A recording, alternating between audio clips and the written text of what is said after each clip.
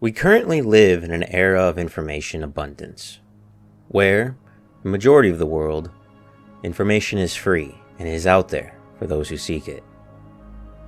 But like some places in the world, that knowledge and information is gatekept, and wasn't always like the luxury that we have today. Time and time again in history, kingdoms, governments, people in power have decided to control and limit knowledge by burning books, erasing history, and forcing people to bend the knee. And time again, people resist against tyranny and want knowledge to flow free.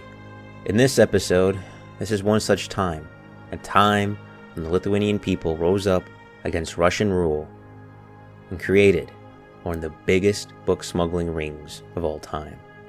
Our journey begins in the late 16th century, when rulers of Poland and Lithuania decided to create a coalition, a commonwealth, a dual-ruled state between them, the Polish-Lithuanian Commonwealth. Two monarchs ruling in unison, a coalition that, for the most part, benefit many people. An alliance that would last for over 200 years, and during that time, different variants of prosperity, strength, and culture would all happen. But all empires, no matter how mighty, all eventually fall, lasting from 1569 AD to, depending on your perspective, to around 1795 AD. But those dates are vastly based on who you ask and your perspective. The downfall of this commonwealth was by corruption in the government, economic turmoil, and neighboring powers. Eventually, these issues were too devastating, and the Commonwealth was broken apart, and the two countries were divided amongst its three neighbors: Austria, Prussia, and Russia. Austria would take the southern portion, Prussia the eastern portion, and Russia would take a lot, nearly half. Important to note, at this time all these countries were under and ruled by monarchies, which, surprise, surprise, doesn't tend to bode well for the people living under the monarchy. And, as in many times of history, when a country takes control of a new country, changes are attempted to convert and modify the occupants of this newly gained territory. Russia, in this scenario, would be no different. I guess history does just constantly repeat itself. The Tsar at this time would be Alexander II, who became the ruler in 1855. Those in America might recognize him because he was the one who sold us Alaska for pennies on the dime. The fool. But in history's perspective, wasn't the worst leader, wasn't the best leader. Somewhere in history context, middle of the bell curve of leaders. But an asshole move that he did try to pull, which is where our story takes place. Alexander got tired of Poland and Lithuania being unruly, so they wanted to fully inseminate them into Russian way of life. And to him, the best way that he could do this was to start removing the religion, culture, and language from these lands, and force them to start learning Russian, convert faiths, to join in body and soul to Russia. Because that definitely is going to work. So in the summer of 1863, Tsar Alexander verbally decreed that the new territory will start speaking Russian, and start to push out the common Roman Catholic faith from the land. The Governor General, a Mikołaj Moravalvo, definitely not going to say any of these names right, but I'm going to try. The leader position for this territory, a smaller ruler in other words, decided to take it a step further, and in 1864 made all the textbooks have to be written in Russian language, and started to teach only Russian at schools. Then in 1865, his successor, Konstantin Kufman, decided to one-up the former Governor General and made all prints have to be in Russian. Every newspaper, every book, all the written words had to be in Russian. Not Lithuanian, not Latin. Later in that same year, 1865, Tsar Alexander II would decide to say, fuck it, we're just banning all prints, all importing, anything that has to do with Lithuanian texts, and all schools have to be in Russian, or else it would be a crime against the empire. Now, I'm no expert, but forcing a group of people to abandon their language and religion so they are forced to adapt yours, it tends to be met with high resistance. I wonder why. So now, with a group of people being told to follow the new monarchy's rule, the Lithuanian people decided to say, yeah, that's not going to happen. So that's when the Lithuanian people decided if we can't get books in our language legally, we'll just get them illegally. Thus, the beginnings of smuggling books had started. And boy, was business booming. Day after day, week after week, year after year, books were being illegally made and smuggled all across Lithuania. Some of the books were made in-country, most of them were made out of country. Something I found funny, many of the first early book smugglers were priests, wanting to keep the Roman Catholic faith alive and not be demolished by Russian occupation. One such religious man would be a bishop by the name of Mochius Valkius. Definitely said that right, 100%, no way I messed that up. Who he himself had to flee to Prussia, but even in Prussia would help print over 19,000 books and assist in getting all the books throughout Lithuania. From there, many people started getting involved. Majority of the smugglers being poor people. That's according to the book History of Lithuania by Zygmantas Kiopa. As much as 86% of the smugglers were peasants. And I don't know if you know, to those listening, if you know a lot about smuggling, you know that smugglers tend to be some of the craftiest, creative people out there. Combine that with people who have nothing much to lose and are being told by an occupying force that you're not allowed to do something. Oh, the smugglers went into overdrive. Basically, every village, town, and city started illegal underground schools. During the day, children learned in Russian school programs. At night, they learned in Lithuanian schools. People would begin to set up illegal book presses to produce newspapers and books.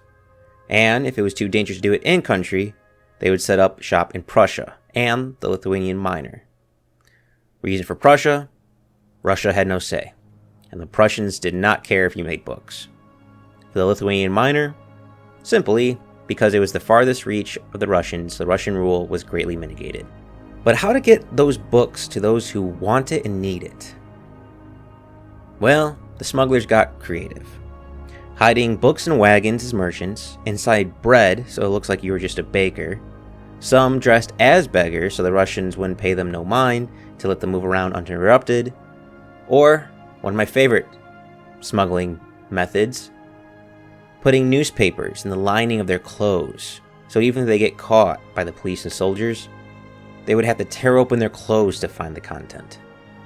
You may ask yourself, was the crime of books and newspapers punishment that hard, where people had to hide books in bread?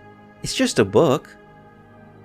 And I will respond with saying, we are talking about a Russian monarchy. Of course the punishments were bad. Besides all the book burnings, if one was caught with illegal books, or worse, smuggling illegal books, the punishment was basically up to the officials who caught you. Some smugglers were simply fined, others exiled, some tied to poles and whipped, a few were deported to Siberia, and unfortunately, some would just be shot, all for some books. Because of the risk associated with book smugglers, many simply carried books in a sack and moved at night to avoid detection. Worst comes to worst, just dump the sack and run. Some smugglers even preferred to move the books in the winter during blizzards. And you need to remember, all of this is happening in the 1800s. There's no radios, no cars, even mass manufacturing is still in its infancy. So when these smugglers went out with a few dozen books, with the risk of getting shot, and they decide to walk into the cold, dark Eastern European winters or blizzards, I mean, Jesus, The balls that these book smugglers must have had must have been massive. Perhaps one of my favorite methods as time went on, some book smugglers or sympathizers to the cause would purposely become local police so that the book smugglers would be safe in their town and make sure that the police would always have a blind eye. Quickly, many people of Lithuania thought to themselves, Russian monarchy be damned. We will have our faith, we will have our language. So book smuggling organizations formed.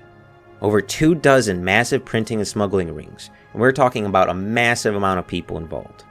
An example, one of the people who stepped up during the era of banned books was Jurgis Belinis.